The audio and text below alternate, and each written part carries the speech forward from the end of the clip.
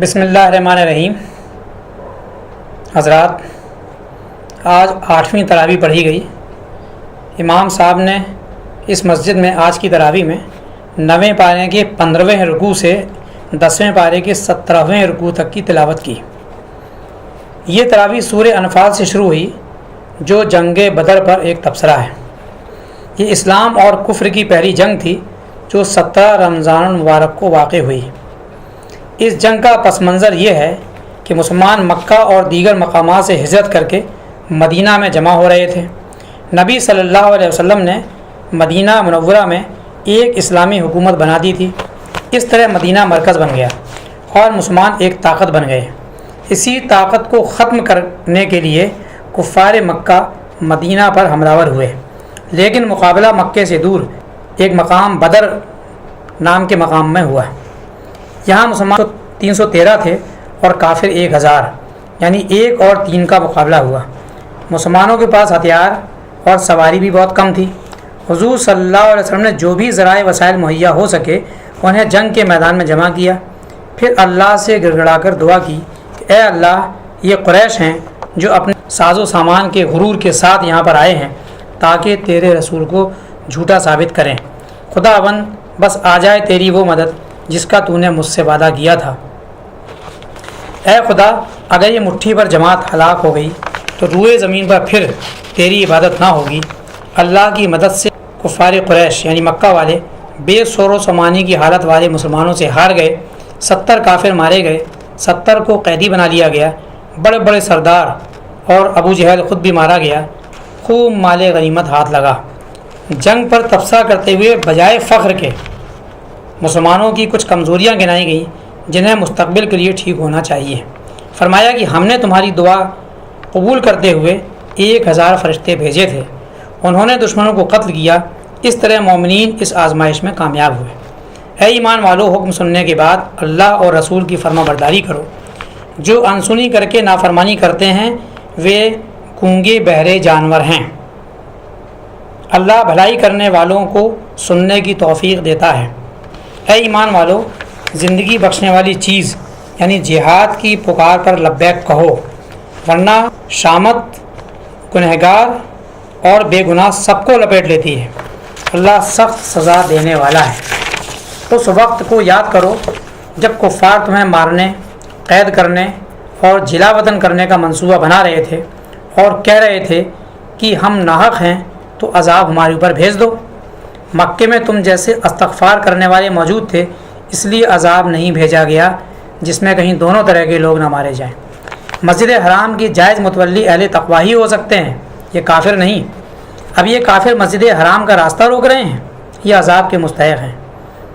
ان سے جنگ کر کے فتنے کو ختم کر دو یہاں تک کہ دین پورے کا پورا غالب ہو جائے۔ مال غنیمت اللہ کا بخشا ہوا ہے، لہٰذا اس کا 5واں حصہ یعنی 20% اللہ اور اس کے رسول اور اس کے رشتہ داروں، یتیموں، مسکینوں، مسافروں کے لیے ہے، اور باقی 4 حصے یعنی 80% جنگ میں حصہ لینے والوں کے لیے ہے۔ اے ایمان والو، جنگ میں ثابت قدم رہو، اللہ کو کثرت سے یاد رکھو، اللہ اور رسول کی اطاعت کرو، آپس میں جھگڑو نہیں، ورنہ کمزوری پیدا ہونے سے تمہاری ہوا اکھڑ جائے گی۔ صبر سے کام لو، اللہ صابروں کے ساتھ ہے۔ جب تک کسی قوم کا طرز عمل ٹھیک رہے اس سے نعمتیں نہیں چھینی جاتیں۔ کسی قوم سے معاہدے میں خیانت کا اندیشہ ہو تو اعلانیہ معاہدہ توڑ کر پھینک دو۔ بس بھر طاقت اور ہمیشہ تیار رہنے والے گھوڑے مہیا رکھو جس سے ہر طرح کے دشمن خوف زدہ رہیں۔ اللہ کی راہ میں خرچ کا پورا بدلہ دیا جائے گا۔ دشمن کی صلح صفائی چاہنے پر صلح صفائی کر لو، اللہ سب کو سننے اور جاننے والا ہے۔ ان کے دھوکہ دینے پر اللہ تمہاری مدد کے لیے کافی ہے۔ اللہ نے تمہارے دل جوڑے جو تمام دولت خرچ کر کے بھی نہ جوڑ سکتے تھے۔ اللہ نبی اور مومنوں کے لیے کافی ہے۔ جنگ پر ابھارتے ہوئے فرمایا کہ 20 صابر آدمی 200 پر اور 100 صابر آدمی 1000 پر بھاری ہیں۔